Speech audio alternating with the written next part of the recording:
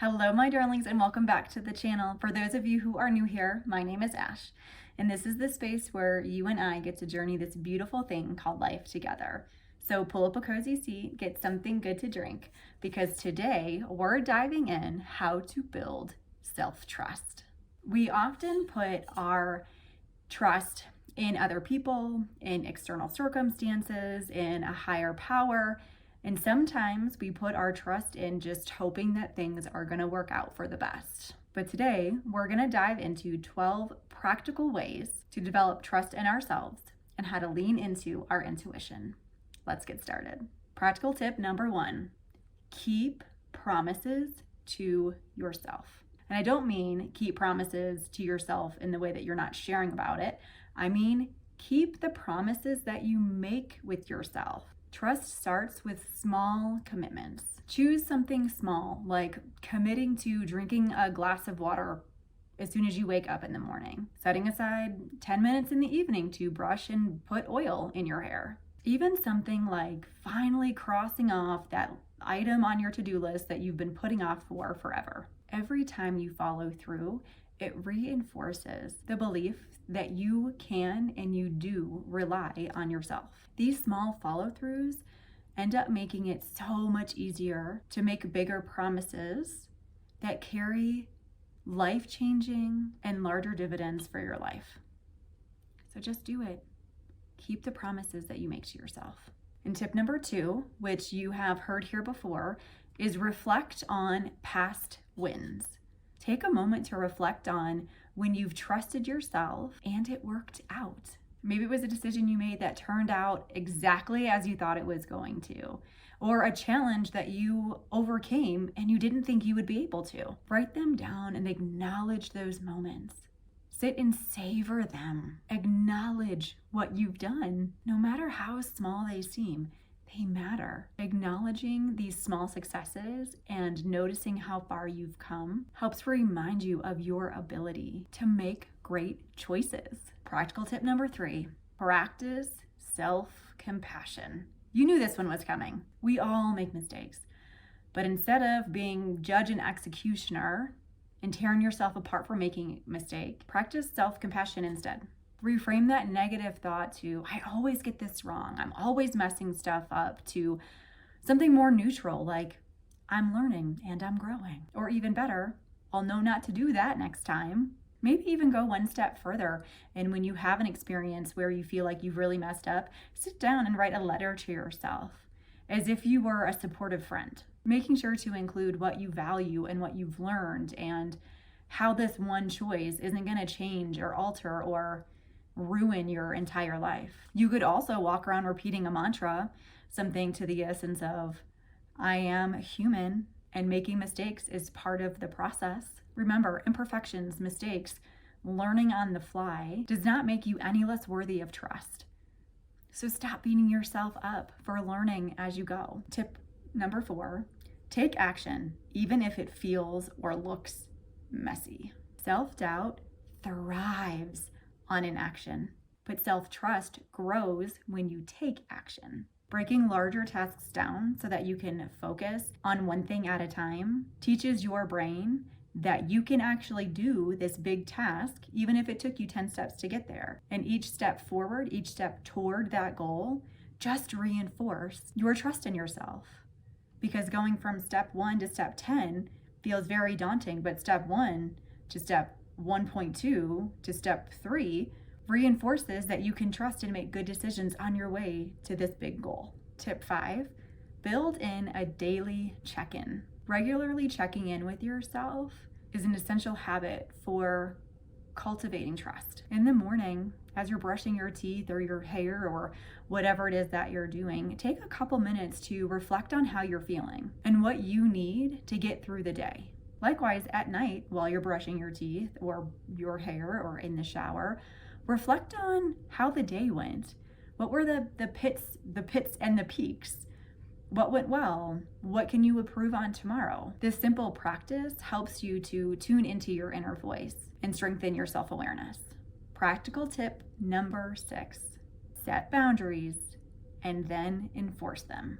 Your needs and your values are very important. And every time you enforce a boundary, you're telling your inner self, you're telling your inner child that you matter. Practice saying no to things that don't align with what you want to be doing or don't excite you. Make sure to hold people accountable when they're running late all the time and wasting your time. And notice how empowering it feels when you set that boundary and you follow through with enforcing it. Or when you set that boundary and then people respect it because they love and they value you. Boundaries are a form of self-respect, and they're a very powerful way to show yourself love and trust.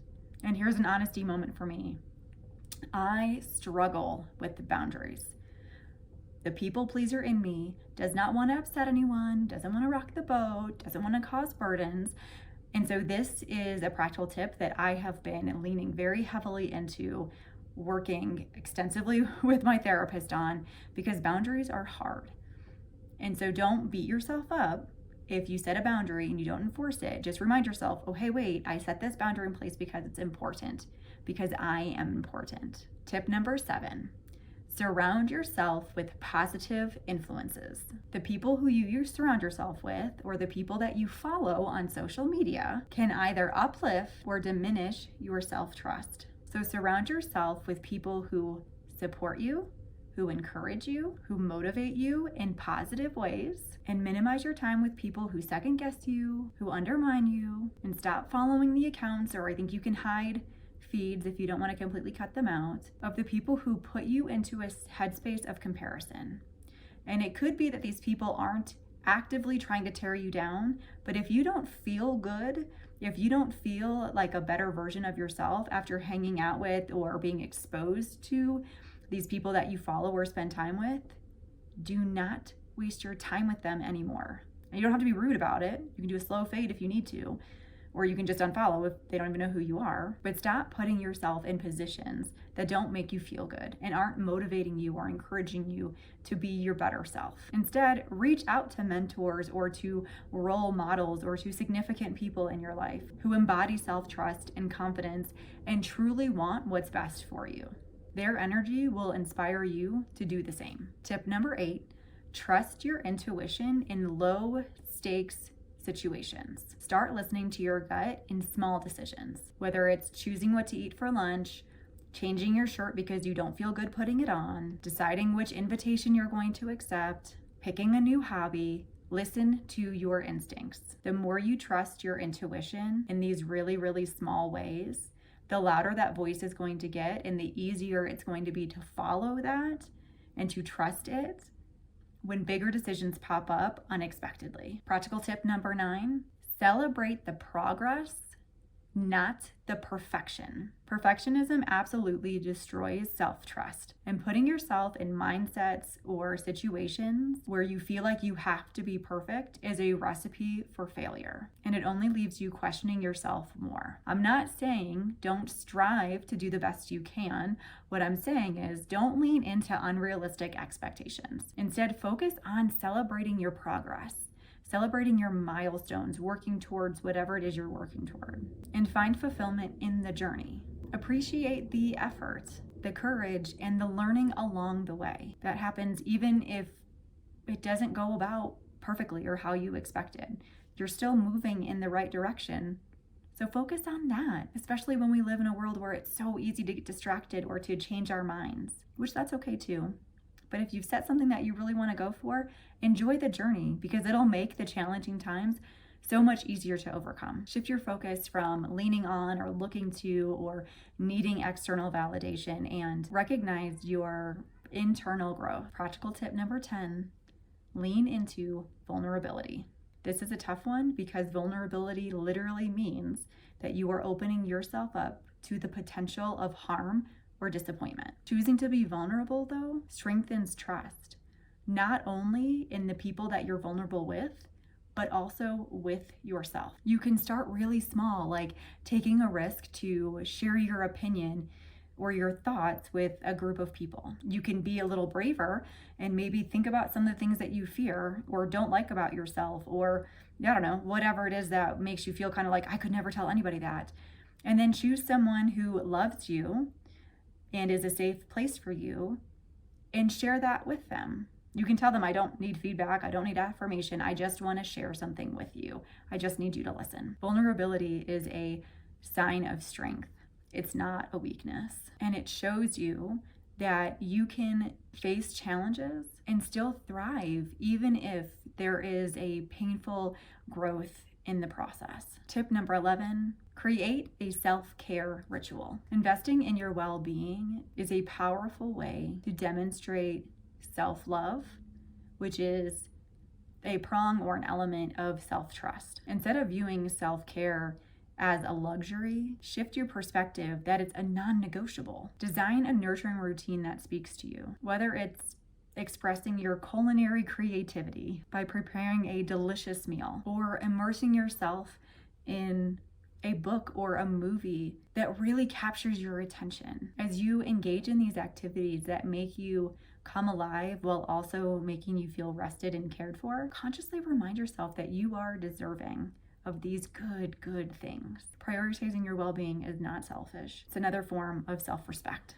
Tip number 12, and maybe the most important of all, make peace with your inner critic. Your inner critic often arises from a place of fear.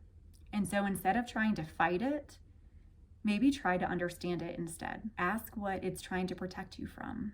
Thank it for bringing it to your awareness and your attention, but remind yourself that you're in charge. Reframe the message that it's stirring up from you with love. Instead of saying, I can't do this, it's too hard, reframe it into, even if this is hard, I am totally capable of doing it. Building self-trust takes time, and it definitely takes effort, but approaching yourself with patience and self-compassion and grace and understanding lays a strong foundation. Thank you for coming to the channel and for learning a bit more with me. And if anything at all resonated with you, consider sharing it with a friend and support each other's journey toward self-empowerment. Remember, you are deserving of a life full of confidence, strength, and self-trust. Until next time, I'm holding you in the light.